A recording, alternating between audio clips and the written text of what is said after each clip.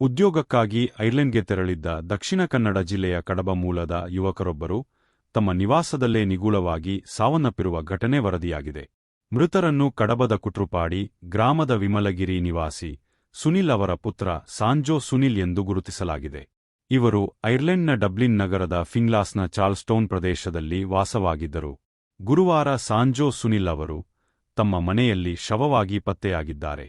ವಿಷಯ ತಿಳಿದ ತಕ್ಷಣ ಸ್ಥಳಕ್ಕೆ ಧಾವಿಸಿದ ಐರಿಷ್ ಪೊಲೀಸರು ಪ್ರಾಥಮಿಕ ತನಿಖೆ ನಡೆಸಿದ್ದಾರೆ.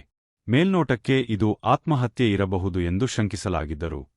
ಸಾವಿನ ನಿಖರ ಕಾರಣ ಇನ್ನೂ ತಿಳಿದುಬಂದಿಲ್ಲ. ಪೊಲೀಸರು ಇದನ್ನು ಸಂಶಯಾಸ್ಪದ ಸಾವು ಎಂದು ಪರಿಗಣಿಸಿ ತನಿಖೆಯನ್ನು ತೀವ್ರಗೊಳಿಸಿದ್ದಾರೆ.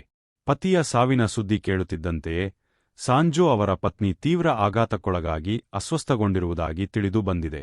ವರ್ಷದ ಹಿಂದಷ್ಟೇ ಸಾಂಜೋ ಸುನಿಲ್ ಅವರ ಮದುವೆಯಾಗಿತ್ತು. ಪತ್ನಿ ಲಿಶ್ಮಾ ಫಿಲಿಪ್ ಅವರು ಐರ್ಲೆಂಡ್ನಲ್ಲಿ ನರ್ಸ್ ಆಗಿ ಕೆಲಸ ಮಾಡುತ್ತಿದ್ದಾರೆ. ಮದುವೆಯ ಬಳಿಕ ಹಿಂದೆ ಇಸ್ರೇಲ್ನಲ್ಲಿ ಉದ್ಯೋಗದಲ್ಲಿದ್ದ ಸಾಂಜೋ ಸುನಿಲ್ ಅಲ್ಲಿನ ಕೆಲಸವನ್ನು ಬಿಟ್ಟು ಐರ್ಲೆಂಡ್ನಲ್ಲಿ ಕೆಲಸ ಮಾಡುವುದಕ್ಕಾಗಿ ತಿಂಗಳ ಹಿಂದಷ್ಟೇ ಅಲ್ಲಿಗೆ ತೆರಳಿದರು ಎಂದು ತಿಳಿದುಬಂದಿದೆ. ಮೃತರು ಪತ್ನಿ, ತಂದೆ, ತಾಯಿ ಮತ್ತು ಇಬ್ಬರು ಸಹೋದರರನ್ನು ಅಗಲಿದ್ದಾರೆ. ಪ್ರಸ್ತುತ ಐರಿಷ್ ಪೊಲೀಸರು ಮರಣೋತ್ತರ ಪರೀಕ್ಷೆ ಹಾಗೂ ಮುಂದಿನ ಕಾನೂನು ಪ್ರಕ್ರಿಯೆಗಳನ್ನು ನಡೆಸುತ್ತಿದ್ದಾರೆ. ಮೃತದೇಹವನ್ನು ಭಾರತಕ್ಕೆ ತರುವ ಕುರಿತು ಕುಟುಂಬಸ್ಥರು ಅಧಿಕಾರಿಗಳ ನೆರವು ಕೋರುವ ಸಾಧ್ಯತೆಯಿದೆ.